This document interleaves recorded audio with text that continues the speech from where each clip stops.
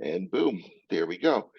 So let's start. I see some new faces here. So let's start by making some introductions. And I'm just going to follow my screen and going from the left. So Ethan, you're up. Hi, everyone. I'm Ethan Fellows. I'm a community outreach coordinator here at CEDO, and I am here to provide administrative support. Thank you. Laura, one of the people. Hi, I'm Laura Wheelock. I'm a senior public works engineer with the Department of Public Works. Great. Catherine? Having trouble with that unmute button, but I am Catherine Shaw, Chief Administrative Officer for the City of Burlington. Scott? Also trying to find the unmute button, Catherine. Don't feel too bad. I'm the techie in the group, right? I'm Scott Barker. I am the CIO at the City of Burlington who also struggles with the mute button. So, Karen?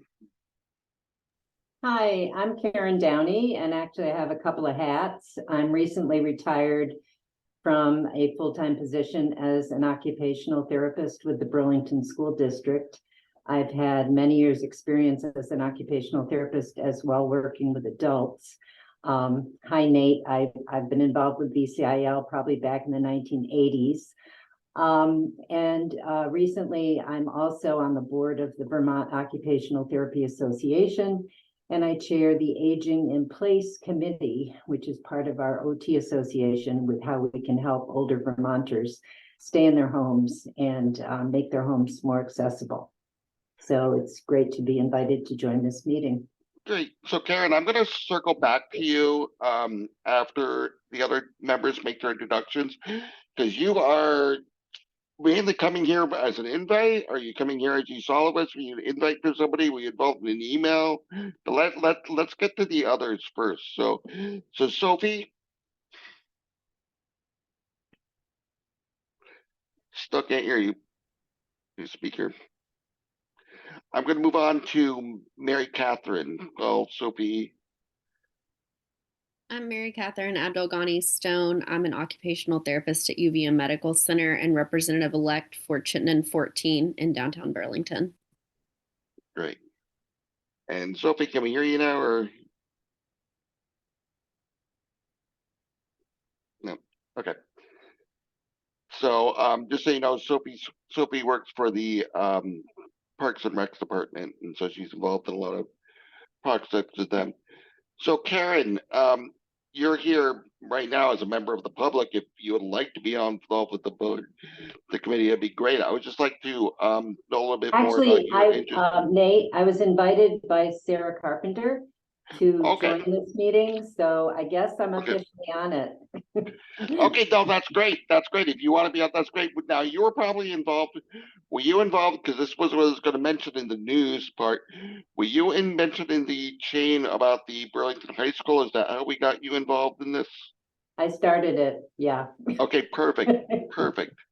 That is perfect. By the way, I'm glad the communication was clarified, because there were a lot of misconceptions at the beginning with what the Cherry Street construction was going to do to the high school, and there were faculty at the high school that thought that the front entrance would not be open.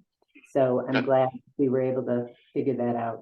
That is outstanding. That was good to hear. That was a relief, but I think also some positive came out of it, because it does look like we are now going to starting getting involved with the planning of hopefully some feedback on the building of the new high school. So I'm hoping that that's something we get involved in that. So I am actually on that committee as well. There will be a meeting November 30th that Victor Pruzak has been organizing to pull in community parents to look at accessibility at the new high school plan. Yeah. So that was going to be the first, looking at the agenda that we have here, that was going to be the first part that we were, I was going to bring up on news and updates, was that, and for those of you who may not have been involved, there was a little bit of information saying that the the Burlington High School location in Macy's, as you know, they were going to start resuming work on the City Place, and there was a rumor going around that the access to the entrance of the high school was going to be blocked. Fortunately, that turned for accessibility reasons, and fortunately, that was not that case. But it did bring up the issue of being, hey, you know, as these new construction projects are taking place, we feel that we need, you know, regarding accessibility, we want there to be feedback from, you know, more direct experts on, you know, people with disabilities and people, you know, who work directly with disabilities rather than, you know, just architects and, you know, getting that. So people have direct involvement. So that I felt like kind of helped open the door. And then, as Karen said, there is going to be a meeting on November 30th. What was it from? Was it 5:30 to 7 or? Oh, you're muted, Karen. So There it is.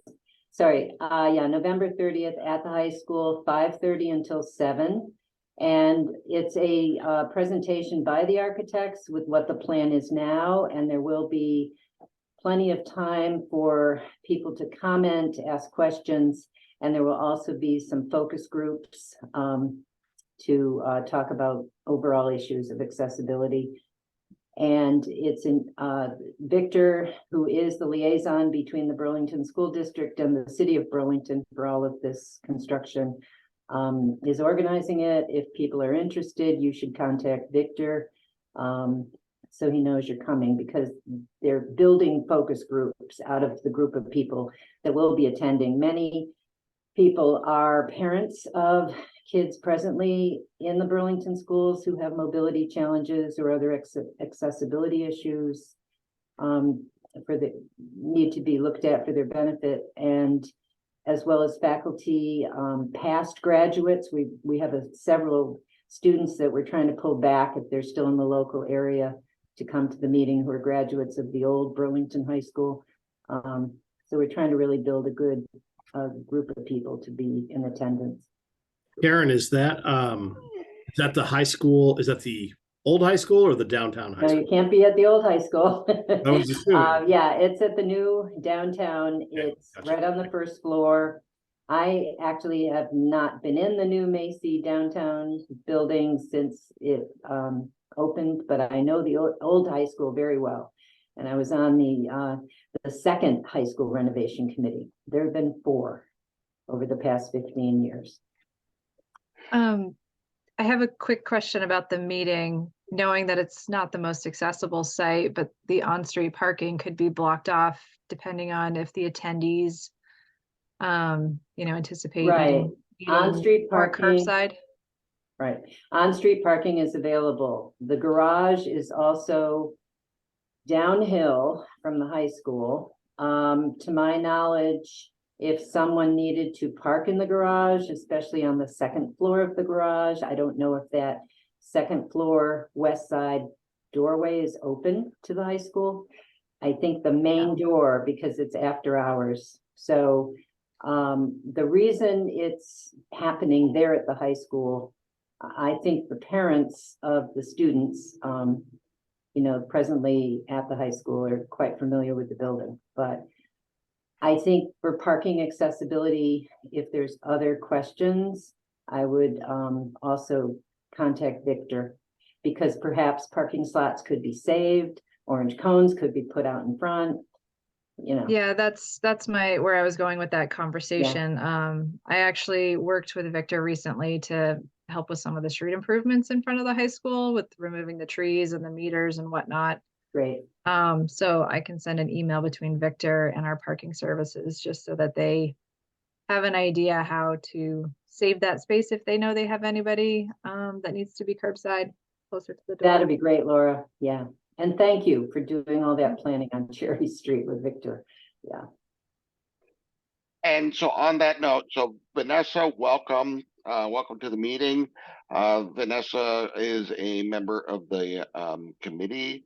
And just to give you a quick catch up on what we were discussing about, Karen was bringing up issues with the accessibility. Well, the one story that came around limited accessibility to the when construction was beginning on City Place, that they thought that would limit access to the high school. That hopefully that was not the case, but what this hopefully did was open up some more conversation about the accessibility of the new Burlington High School, and that there is a meeting happening on November 30th from 5:30 to 7, which we'll be giving a presentation on the new school, and Karen was discussing that. I am planning on attending a meeting there as a member of the accessibility committee and on BCIL. It would be, I'm going to get the word out to some other people. It would be good if we could have attendance of one or two other members of this committee at the meeting, just provide feedback. And I am also going to look into maybe getting some other people of the community to attend that, because I think the more attendance that we can get from the community members with disabilities to provide direct feedback on that would be great. So that would be really good. Nathan, will you directly contact Victor then and get? I will. Great. Yeah, I was planning. One thing I was also doing is I have a couple colleagues, so I serve on BCIL's community access team, where we have a couple of EDA consultants. And so I was going to ask, I was just checking with two of my colleagues if they may be interested in attending the meeting with me as well. I was waiting to get their response. I haven't gotten it, but I'm going to let Victor know, and then that maybe I might have a coworker joining me as well. Nathan, I'm sorry, did you say VABDI? No, I said BCIL. BCIL, okay. I'm also wondering if Amber Fulcher from this committee could attend, just because she has the higher education 405 coordinator lens that I think would be really valuable. I was thinking the same thing. Yep. Yep. Okay. So that's great. So that is some encouraging news. And hopefully we'll be able to get that. Moving on the agenda, just some other news and updates. I did just want to provide a update on the mysterious Facebook, who was overseeing the mysterious Facebook updates. I did find out who was doing that. I did invite her to this meeting. It looks like she is not here. She was not able to make it, but you know, given the holidays, but I'm hoping she can attend a future meeting. Her name was Ellen.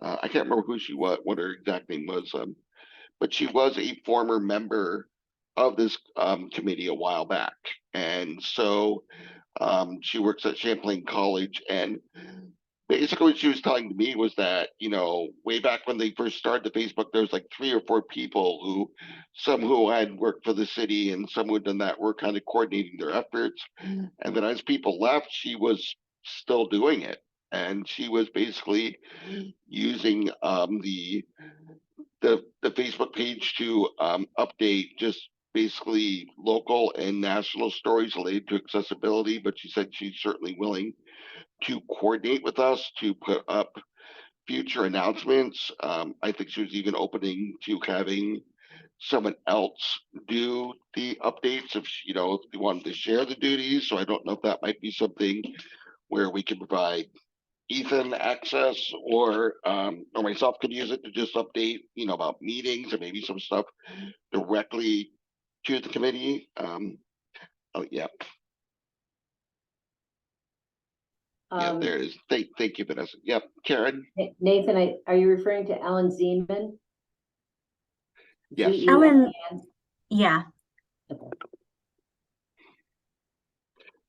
Yeah, so Karen, just to give you an update, that Facebook, we had it, but then when we had some changes in the committee, we weren't sure who was managing it. So we wanted to make sure we have direct, you know, a direct connection to the public from this committee directly, and letting them know when we have future meetings and updates on things like that. So that's a good forward progression in future meetings and future announcements. And I will invite Ellen again to the the next meeting. Other news and updates, nothing else. I have not heard, I mentioned, making a request to go to the MPAs for the different areas of the city. I was hoping to hear back. I was hoping to hear back sometime in December. I had not heard back anything. So I'm going to send another request to present about this committee. I did say that November was not going to work for me particularly, but then, I proposed, sometimes in December and early 2023, but I've not heard anything back. So I am going to send that request again. And if anybody knows of any maybe direct ways that I can get, Ethan, I know I had an email communication with somebody, the person who's kind of helping administering that. Maybe I would just reach them directly rather than fill out the web form. Maybe that might be an easier way. Yeah, did you reach out to Sam again? Because I actually recently spoke to him about this, and he seemed to think that it wasn't on his end, that it was going to somewhere else. Okay, yeah. Well, I remember when I initially reached out to Sam, and Sam sent me the link for the online form, and I did the online form. I never reached out to him directly. So I was planning to follow up on him, but I realized I didn't get just, hey, can you do that? So I'll do that. I'll follow up with Sam. And I'll probably CC you just to keep you in the loop if you're all right with that. So, and really yes, yep. Ellen Zeman, yep. Just so you know, I'm terrible with names, so that's probably why you might hear me say that. That person. Yep. Thanks. So hopefully that will also help get the word out about this committee. And Karen, just so you know, it's great of it. One thing, this committee is being, we're rebooting, we're restarting this committee to hope to know our involvement. And what we're really looking for is, in addition to those of us who work for different departments for the city of Burlington, we're really looking for involvement in this committee from community members, people associated with the school districts, just the public at large. So, great for you to be here. If you're ever interested in joining this committee or being part of this committee, given your history and everything, it seems like you're a great involvement. Or if you know of anybody who also you feel would be very good for this committee, we can discuss this after the meeting or during the meeting, but any interest or feedback you can provide is greatly appreciated. Thank you, Nathan. Yep. Okay.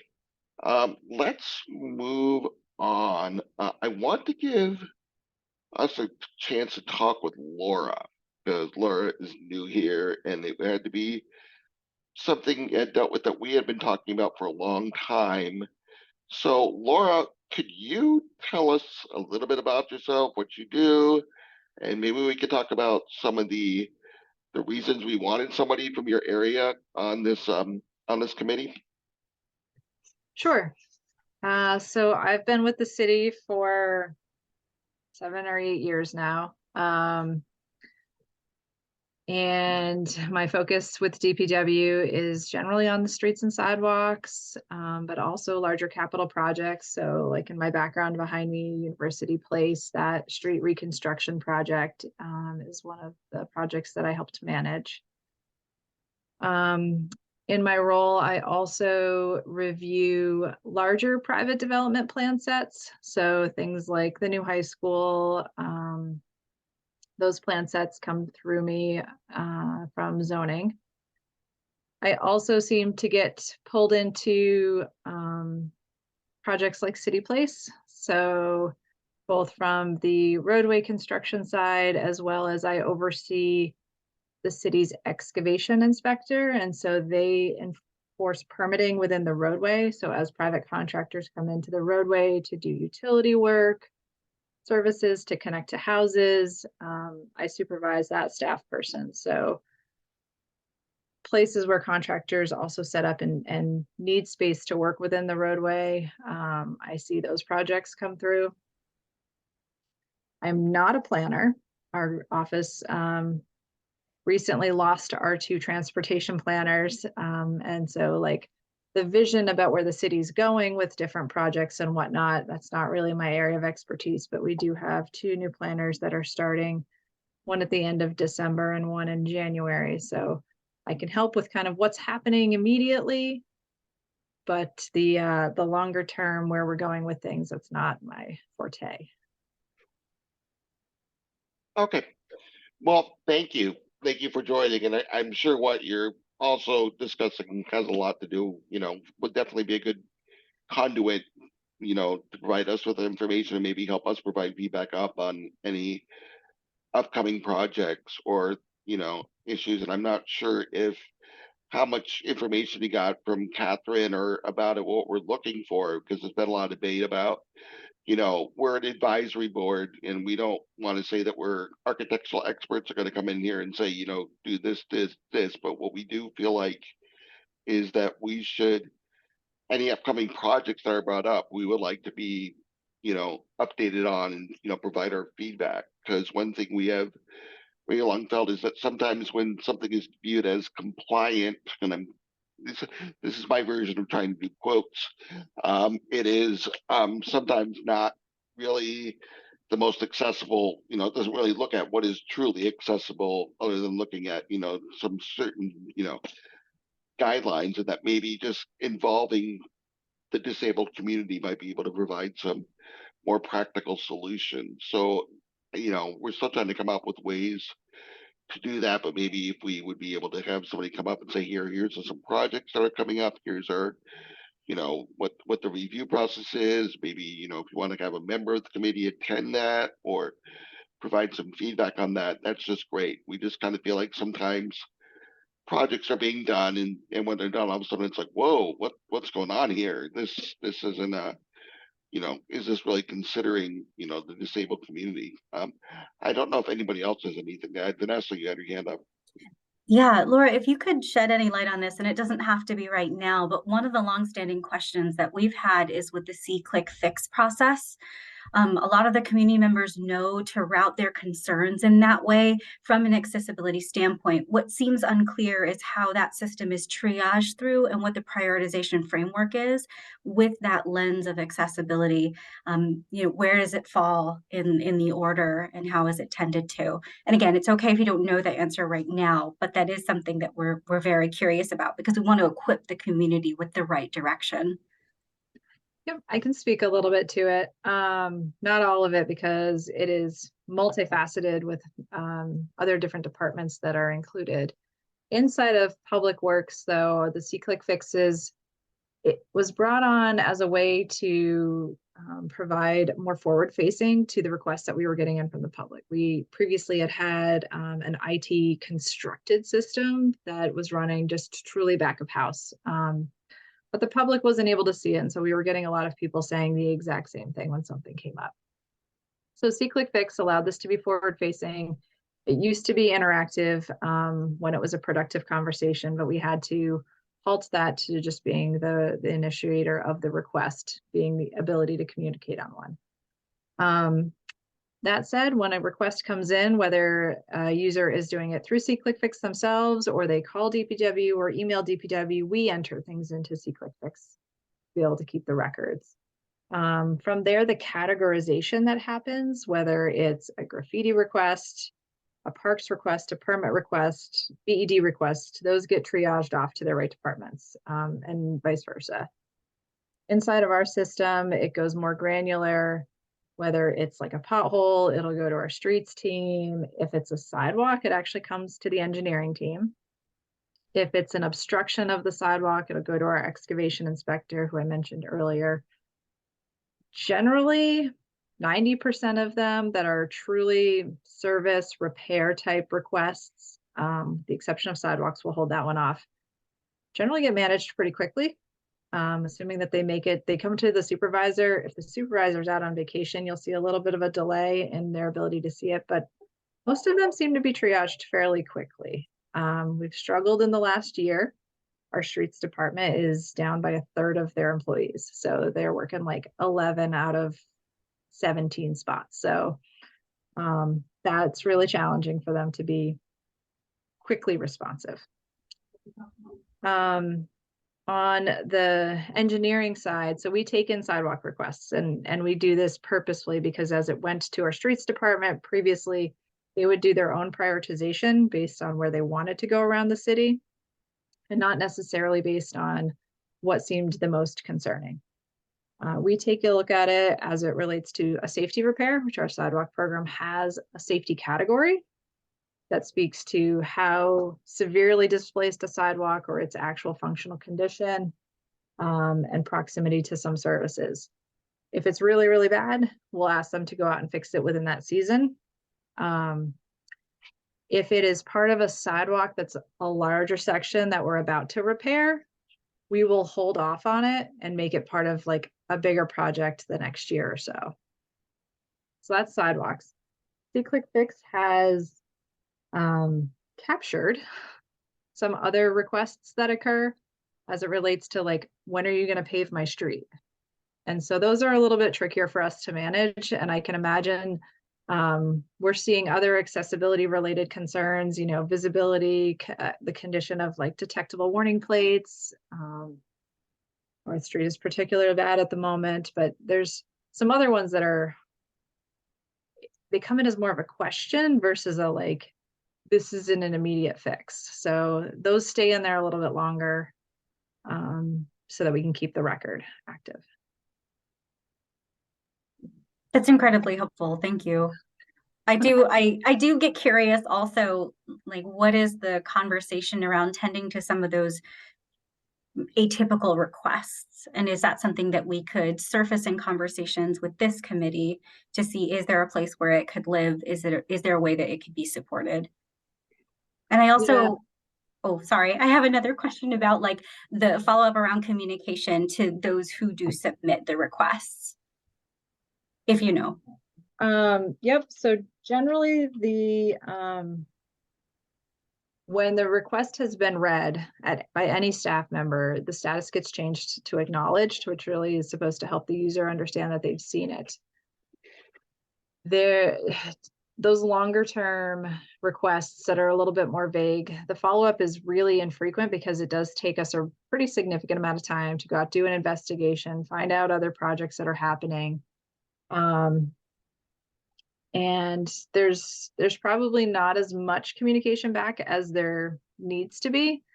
And one of the challenges was that as we provided information back to the public, staff members were attacked pretty viciously by different members of the public as it relates to the choices that were being made and not everybody really understanding why we were prioritizing a sidewalk. It's not been as bad after we've removed the commenting from the general public and really can just answer the person that had the concern to begin with. So. Great, thank you so much. Can I ask a question? This program sounds great. I am not an avid Facebook user and I did not know about C-Click Fix and I just Googled it. But for the general public, how do people find out about it? So we were pretty big pushing it initially. When was that? Like during COVID? 2017. Oh, Yeah. okay. I'm a Burlington resident, so. So if I may just speak as somebody who had not been on the inside, but C-Click Fix has been, I think I maybe first heard about it maybe in, what did you say, 2015? 2017. Yeah, it's been a while, and it was initially, it's an app. So I think you know, it's one of those great ideas that has a couple of, you know, it's good because it's really good potential for people who are tech savvy. So it'd be for somebody who has a cell phone that could download the app, and then if they're seeing something, they could take a picture of it with their phone, or they can report it. Now there's also a phone number, and correct me if I'm wrong, Laura, or a website they can go to have it. But it's if they see something, they can say this is an issue, and to bring it up. And so you send it, and you can even use your location if you're on the cell phone. You know, it would send the location where you're at, the exact location, and it could be something. It was really meant for anything from an infrastructure issue to you know, people leaving their trash cans out and blocking the way, or you know, cars being blocked, and it was really meant to do that. So early on it was really good, but then of course the pandemic hit and really changed things.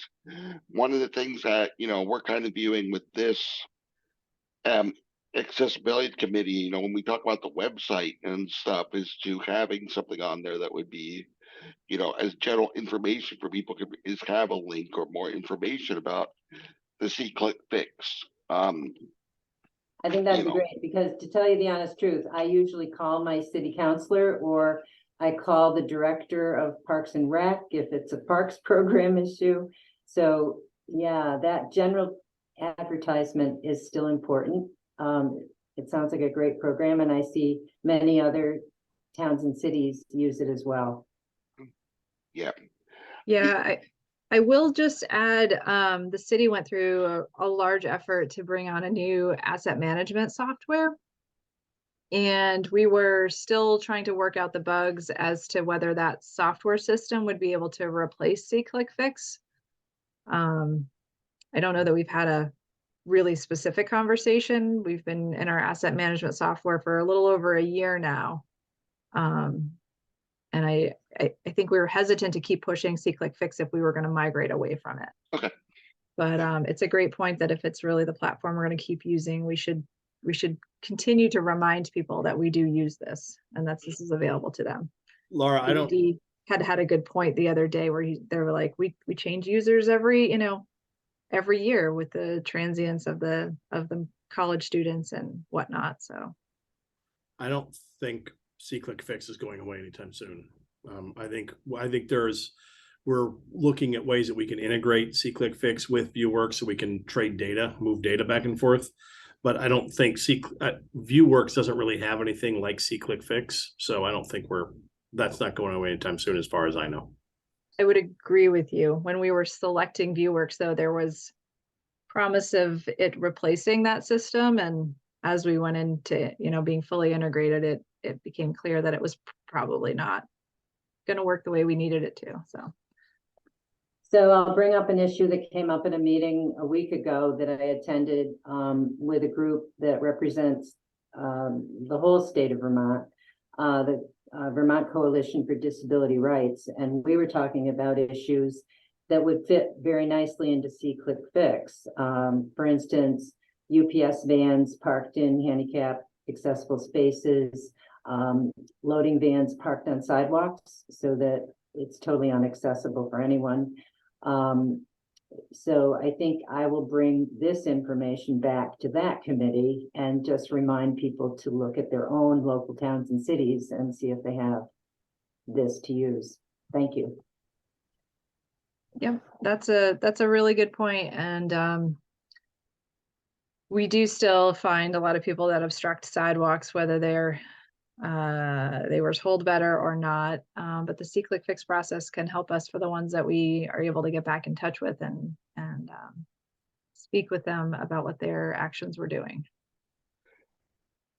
Laura, going back to the response part that Vanessa, I could definitely understand how we know how toxic these comment sections could be at times, but I am wondering, is there anything, so say just for example, I'm chugging along in my wheelchair and I see a part of sidewalk with maybe, let me just say example, even though they've gotten a lot better, it's always with the curb ramps or something where you have a big curb ramp with a big crack in it, and I take a picture of it and I send it to C-click fix. I say this has been an issue. I can't get up there. Somebody comes down, they open it, they look at it, and then they look at the whole sidewalk and they say, whoa, this is a bigger issue, kind of like what you're saying. Let's plan ahead. What is put down in terms of reply to that particular is it just a general announcement saying this will be, this is something that we are putting forward for future, repair? Is this it's specific? I'm just wondering if I put it in, how do I know about updates? Is there an email, text reminder? Is there anything replied to these larger things? How is that done? Yep. So if you enter the request yourself, they do ask for some method of contact. If it's by email, you'll get email updates as that service request is interacted with. If you choose to only leave a phone number, I would say that's probably a method that I'm not sure we follow up with 100% on anymore. It used to be our customer service would at least call the phone number when we closed it out. But I couldn't tell you because after COVID, a lot of things changed if we're still doing that at closeout. There is not a phone communication as, tech services picks up the project, which is the engineering group inside of DPW as we pick up a project for sidewalks to say, this has been started. Generally people are not called unless they indicate that on their request that they would like notification. Okay. Yeah. Thank you. I think it's a great tool, and I think as long as we get more word out, I also think it's one of the, just like everything we're seeing these days, and we see it with a lot, is it's good for people who have a pretty good grasp of technology, but then for those other people, technology, it's how do we make sure they're able to provide their feedback and get back in touch. And that's something that at VCI I always see quite often with different things, is people who might not have computer services or even cell phones or even things like that, that becomes an issue. And I don't know if I don't know. I'm just trying to think about ways that this committee could help provide that. Provide some way to. And Vanessa, you're unmuted, so if you have an Yeah. idea. I think this relates back to like a larger conversation that we've had as a committee and having a landing page for accessibility focus. And I think there can be a redirect link to the C-Click Fix, plus alternative methods for folks that might be deaf or hard of hearing, just Yeah. so that they're able to be in touch. And that will include things like, for those of you on the call who hadn't heard us talk about this, but helpful local organizations that people could reach out to if they run into parking challenges or need help with housing, so on and so forth. And I think also around event accessibility too, since we do have so many people in our community attend those, just so they are resourced correctly. And that's Yeah. all content that we would vet. Yeah. Yeah. Great. And so that's part of something that. Thank you, Laura. Do you have any questions for us or any feedback on the first part I brought up about how this committee might be able to be involved in more projects that come up or anything like that to make sure make sure accessibility for those people who have the accessibility, those people with disabilities are having their voices heard or having their opinions heard. Do you have any questions or feedback about that? No, I did want to mention, I am one of the project managers on the Main Street redevelopment project. And we had held some mobility focused groups earlier this year and had an okay showing for one of the first ones, but then really struggled to get kind of a follow-up with the group as we got more specific with our design and concept. And I would be happy to be able to share that project with this committee whenever you guys are ready. Absolutely. And these are the type of things also where I think, we're looking for your help, but you help, we want to help you as well. And I do think one of the things that sometimes happens is there are review. So I always think about, we want to make sure that, people from the disabled community who need these things are attending these meetings as well. And it's our, we can get them information out to people. We can push people to attend that, make sure, there's accessible ways for people to attend that. But any information we have when these meetings are being held, I think this committee, and this is where it goes back to, even though not quite as many people use Facebook anymore, but it's, anything we can do to help push and promote these types of meetings, we should be able to do. So somehow where we can be able to push that. But I think it'd be great if at a future meeting, if you want to present that, that would be outstanding. That would be great.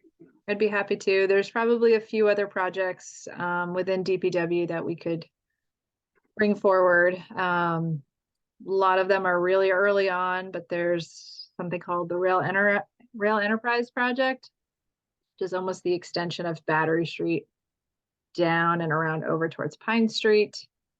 The city has 3 new side path projects that we're working on: Queen City Park Road, Intervale Ave, down towards the Intervale Center, and a really short section on the waterfront for Lake Street across the railroad tracks over towards the waterfront park area.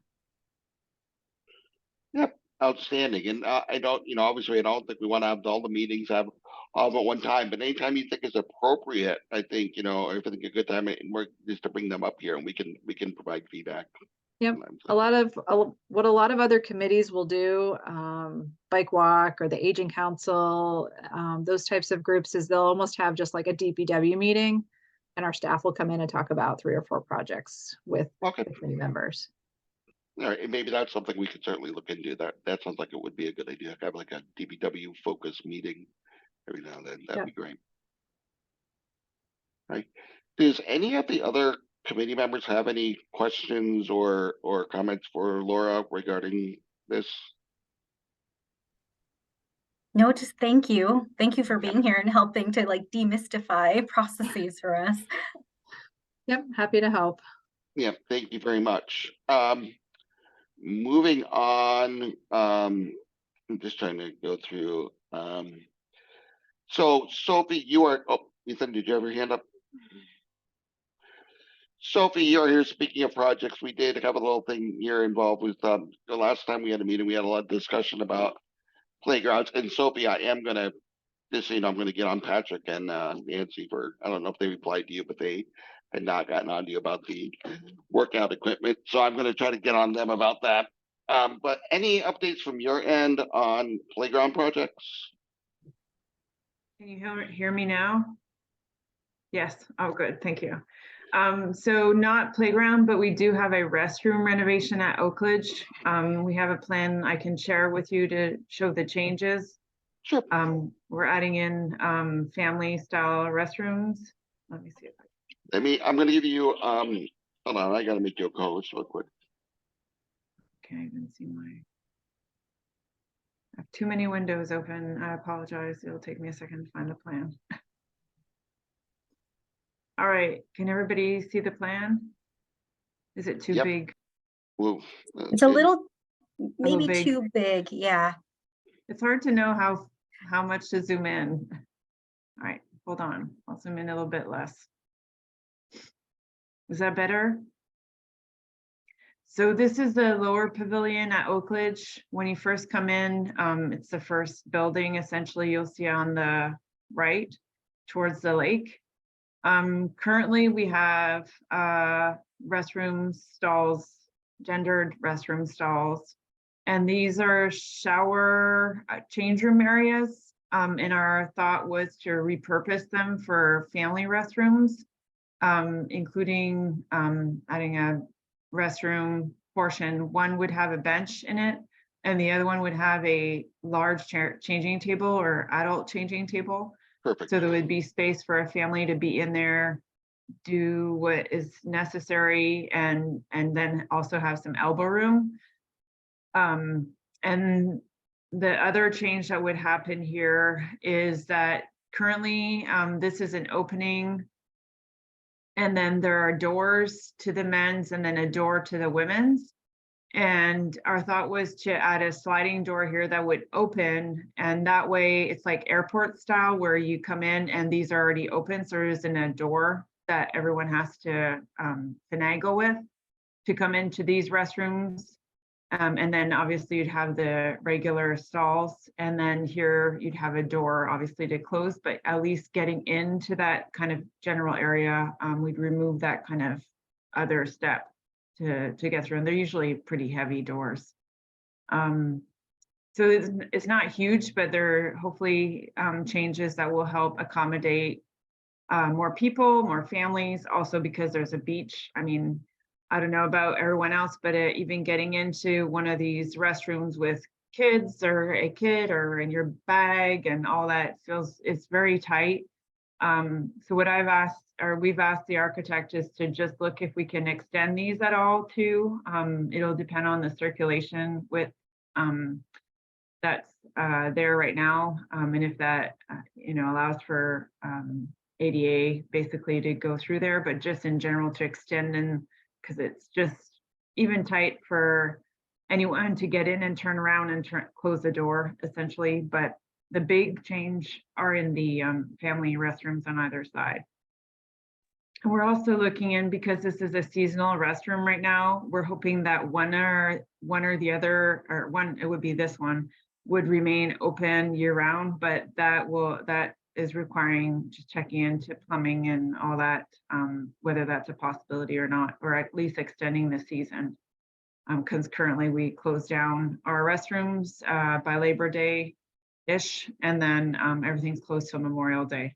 And we have portalettes that are on site in between, but that's not ideal, obviously, when we're talking about a changing station. So just looking for feedback on that. We're hoping to go out to bid in January so that these can be constructed, hopefully by the time we reopen in the spring. But who knows what the next construction season will bring. If it's not before we open for the season, it will be done in the fall, when it's not the busy time of the year. But it would be ideal if it could be completed before the playground is opened in early summer. Sophie, quick question. I'm glad you have a changing table in the family room on the left. Yep. I'm curious if you chose not to have another changing table in the other family room because of the width of the room. Because you will have that wonderful new playground right next door to this restroom area where there may be more than one family that needs Absolutely. a changing table for their child. I know in the schools, we would use drop-down changing tables, and then we would push them up if we needed more room. Yeah. I don't know if there would be an idea of having a second changing table available in the other family room. This project was stalled for a little bit, so I can't remember how we ended up here, but I will definitely ask the question again. And I wonder if we could, when we bid it out, if it's a cost thing, if we can find out as an alternative, if we were to put in the second change table. You could actually have the bench there, and then you just drop the changing table down if you need it. Yep. I'm curious, what purpose does the bench serve that the changing table? I'm just wondering, would the bench be a high up thing? Could the bench act as I mean, when I think of a bench, I sometimes think of something people may transfer on or something high up. What is the purpose of the bench? I'm sorry, my ignorance when it comes to bathrooms now, but it's what would the bench? Yeah. I think it's just more like if you're coming in with a child, it's a place for them to wait while an adult uses the restroom. Hopefully they're not trying to open the door, which has been my experience. Well, and you also have adults who need to sit in order to dress. Yeah. You know, an adult whose balance is poor would benefit from the bench to be able to sit. Great point. Yes. Yeah. And, you know, I'm just curious, again, changing tables, they're always an issue because you need a very large restroom with a changing table. And we, you know, in the schools, we would look at a variety of them. Some are wooden, some are very heavy duty, plastic material, but they have to be very sturdy. Have to be able to take a good enough weight. So that would be good to just to ask if I will. Table would be available. And again, the changing table could be used as a bench as long as it's low enough. You know, it depends on the height. And if you're transferring from a wheelchair independently, that's one height.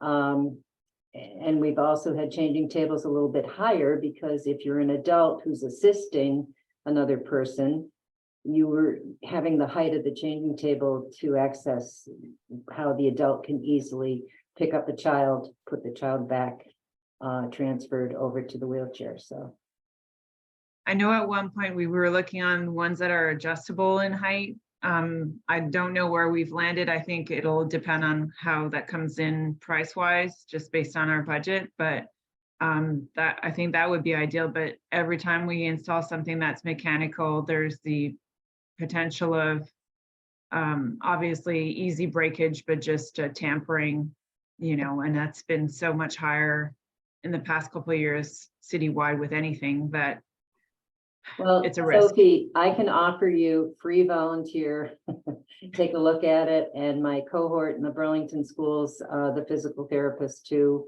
I'm That'd sure be great. be fine taking a look at it because, you know, in all 10 school buildings, we've had to figure this out. So got it. No, that would be awesome. Yeah. And Karen, just so you know, I may we may drop you into things. The first thing I was talking to Sophie about some workout stuff that for accessibility. I may include you in that question because that is something else that we're talking about, the outdoor workout stations. Sophie had a question like that, so we might just drop you in the line on that. Sure, that'd be great. And I yeah. am involved with the new playground, Julia Wayne. Oh, Yep. great. Yeah, I've been watching that now for probably what, 10 years?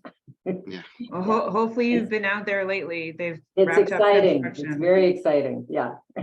Yeah, they've shut down for winter just in time. They must have had a crystal ball. But they'll be back in the spring. They have about 3-4 weeks of work to do and we'll be open. Well, Pretty we've got to do exciting. some more fundraising too, but we'll do Yep. that. I have a tangentially related question in regard to the family restrooms. Just looking at the diagram here and just sort of what I'm assuming, the family restrooms, are they labeled as like more gender neutral, like anybody can utilize the space? I'm bringing that up because we are having some citywide conversations about making sure that we're using gender inclusive restrooms, especially in the larger spaces. But I assume, at least based on this, that's true. Yes, Yeah, the great. family restrooms will be labeled as such. Great. Yeah. And it just happens to be the layout of the space that it goes one way or the other. Because we're looking at a reno from what we have in terms of a building versus starting over. That's kind of where we have to go from. But yes, it would be labeled as family restroom. Awesome. Great. I'm just going to bring this up as it's more of a rhetorical question. I'm not asking for answers only because I feel embarrassed for not knowing this because I do get involved in a lot of ADA conversation, but I've always wondered why in the basic rooms, why the ADA stall is always the farthest away from the door. Because you would think when you think parking wise, they'd be up front because you have somebody using a mobility device, they have to come all the way down, go by all these other stalls and to get into that place there. It almost seems like it's almost like with the parking, when the parking space, a lot of times they're supposed to be closer to the entrance. So why isn't the big stall moved closer to the sink? And maybe there's a reason for that because of the valve room. Maybe it's a reason for that for the dimensions, but that is something that as I'm looking at this, I'm like, wow, wouldn't it be a lot easier if the stall was right in the front next to the sink rather than at the ends? Oh, absolutely. I think Nate, I mean, this is a 1980s building, right? Yeah, Just yeah. And now that would be a great conversation piece, but I think from what I understand, a lot of places are going towards single stalls, so everything's inclusive, and that way it's gender neutral, and there's none of this kind of baloney, I would call it. We also, I mean, we've had the conversation, could we make it both, just open the men and women's, but there's a urinal question, which that's a bit awkward for me personally to walk in, right? So Yep. we've been having those internal conversations of how can we also reconfigure the other parts, but in the case of this with the plumbing already in the middle, that's kind of what we're working with. But yeah, I totally agree. You'd think it'd be closer and easier to get to, or like I said, if they were individual all along a wall, then there isn't that kind of waiting around. Yep. Also, like from a gender perspective, every public building never has enough restrooms for women, and there's always the same number of stalls for men, and you kind of go, well, that doesn't make any sense, right? So there's all those kinds of questions we're asking ourselves now, but they didn't ask that when the building was built, unfortunately. But we're moving towards something different. Oh, that's our goal. Sophie, one other quick question. There are 2 sinks in each of the men's and women's restroom. Yep. Are both of those sinks standard height, or is one of those sinks lower for more accessible for wheelchair users? As far as I remember, there's one that's lower. And if that's not the case, we will be addressing that during this reconstruction. We're also looking at the different faucets, because the faucets we have now, I I can't stand them. You have to press on them and they're only good for like 4 seconds and you have, kind of defeats the purpose of hand washing, especially post-COVID. So we're looking at all those kinds of nuts and bolts as part of this. Yeah. All right. Thank you, Sophie. Thanks, everyone. Yeah, I'm really liking. We had some really good concrete stuff here on this meeting regarding plans. We are also past time here, so we are now a little bit past 4 o'clock. So I think it's time to adjourn the meeting. But I think this was very productive. So thank you everyone for attending. Our next meeting will be the 3rd Monday of December, which is the 19th. So be the same time, same place. I will send everyone details about the meeting taking place on November 30th, as well as the direct contact. If anybody is interested in available in attending regarding the high school. So thank you, everyone. Have a happy Thursday to all those who celebrate, and see you all in December. Thank you. Bye-bye. Thanks, everyone.